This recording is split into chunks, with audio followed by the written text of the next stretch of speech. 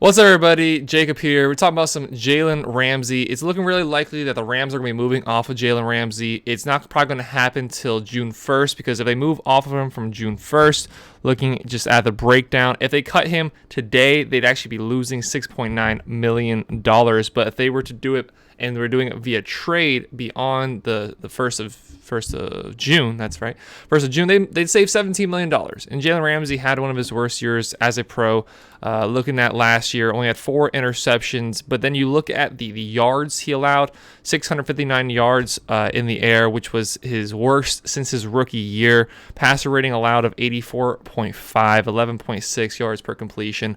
He's definitely coming off one of his worst years as a pro, and we saw that from the Los Angeles Rams as a whole, they had a really bad year, and I think that's more to do with the team than it was to him. And we're here to talk about where we think he can go. And honestly, I think the Miami Dolphins does make a lot of sense. So Miami Dolphins, first thing that has to be addressed, yes, the Dolphins cap space is an issue, 16 million under the cap, over the cap right now, excuse me.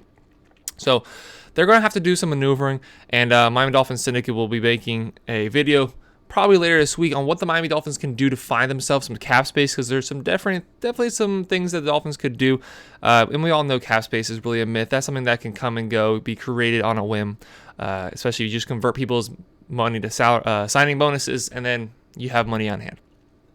So he is expensive.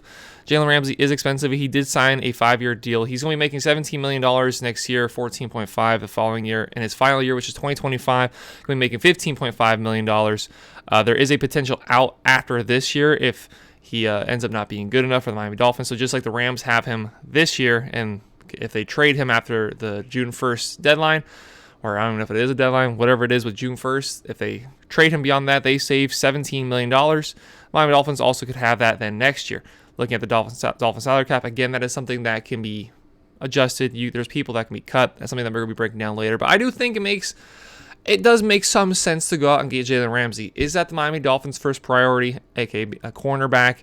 No, absolutely not. The Miami Dolphins with Xavian Howard, Nick Needham's going to be coming back. Trill Will really impressed in preseason. Byron Jones, based off his own words, looks like he's going to retire, but even if he doesn't, it looks like Byron Jones isn't going to be on the team next year. But there is talent at corner. There's talent in the secondary as a whole. You still have Javon Holland at safety. Brandon Jones is going to be coming back from his injury last season. So you're saying, Jacob, why would the Dolphins pursue Jalen Ramsey? They don't necessarily need him. You just brought in Vic Fangio, and I'm sure Vic Fangio would be able to coach up the players that the Dolphins do bring in for cheaper, and the Dolphins have proved to be very good at assessing either late round draft picks or even undrafted free agents, specifically in the secondary. So why would the Dolphins do that? I think the Miami Dolphins are going all out this year around Tua Tagovailoa. This is the make it or break it year for Tua, and even though that's not necessarily an offensive side of things, I think they're going to do whatever they can to surround the Dolphins team with as much talent as possible. And yes, Jalen Ramsey is coming off of a bad year. Again, 659 yards allowed, and it is kind of a trend the year before that, 624, and then 2020 was the last year he really had a Jalen Ramsey season, 354 yards allowed total. He's never been one of the higher volume interception guys, which neither has Xavian Howard. Or actually, that's not necessarily true. I was thinking Byron Jones. I thought thinking the other way around. So you have Xavian Howard, who is the high volume interception guy, paired with currently Byron Jones, who's just excellent at coverage. Doesn't necessarily get the numbers, but is an excellent cover corner. And then bring in Jalen Ramsey instead of Byron Jones, somebody who has a championship experience and somebody who, at the very least, looks like he's going to be in the NFL next year, where Byron Jones, you have that question mark. I think Jalen Ramsey does make a lot of sense. The Miami Dolphins would probably have to give up 2 second-round picks. Some trade analysis breakdowns that I've seen has seen the Miami Dolphins give up 2 seconds and get Jalen in a 5th.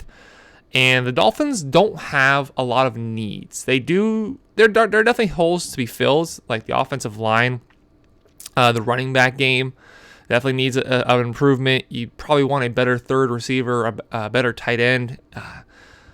Wide receiver, third string wide receiver, that's something you can find late in the draft. Running backs come a dime a dozen in the draft. A tight end, I'd be really okay if the Dolphins went out and got a guy like Gerald Everett, who has been bouncing around team to team. A guy like in years past, Jared Cook, because Mike Gesicki is going to be hitting the market, and he looks like he wants a lot of money. And that's just money that the Miami Dolphins don't have to spend and don't need to be spending on a guy who barely cracked 300 yards receiving. Money that should be spent on stars. And Jalen Ramsey is a star. He's a high-profile player. You just brought in Vic Fangio. Yeah, he's coming off of two not the best seasons, two lackluster seasons. But you pair him with Xavian Howard, you pair him with Vic Fangio, as well as the rest of the defense. I mean, you have Emmanuel Ogbah for now. We'll see what happens with that. Christian Wilkins. Obviously, Jalen Phillips, the second-year player, not going to his third season, really came into his own at the end. Bring in Bradley Chubb. It's a team that's a lot of talent and fought hard with the Buffalo Bills on 3 occasions. Really could have came away with 3 victories over the Buffalo Bills last season, and that includes the playoffs. So I think the Dolphins are in a position where they can go all in. If it doesn't work with Tua this year and the team has to start over, that could then be an out with Jalen Ramsey. You bring him for 1 season. If he doesn't work, okay, you move him off from whatever you can get for him, and you assess the team when it comes to that.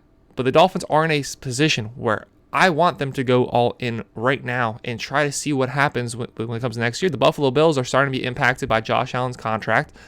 The Patriots and the Jets, as of the time of recording, don't have reliable quarterbacks.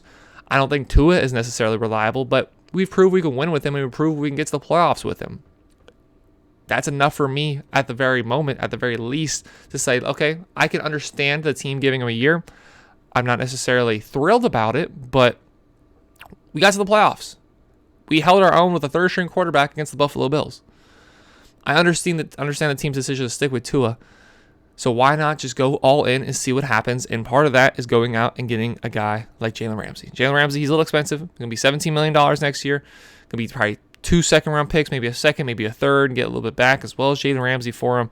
And you pair him with a guy with Xavian Howard. And Xavian Howard last year, when he didn't have a lot of help around him, he didn't necessarily have himself a great year. 779 yards allowed, worst in his career. 101 passer rating allowed, second worst in his career. Didn't have a great season. Allowed 4 touchdowns.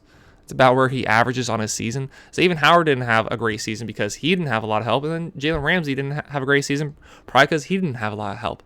You merge those two together, as well as everything that's going on with this team, I think it's going to be a lot of success for the Miami Dolphins. And I think, it's definitely something they should consider.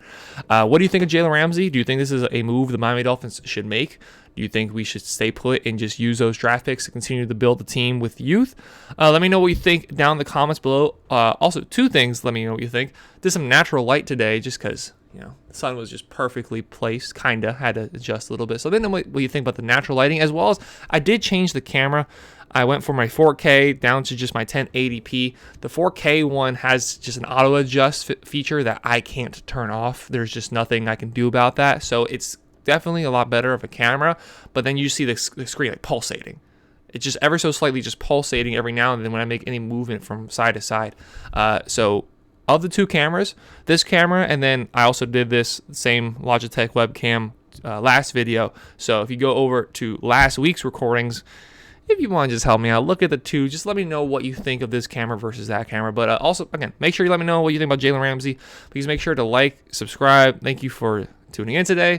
Have a great rest of your day. Take care, everybody.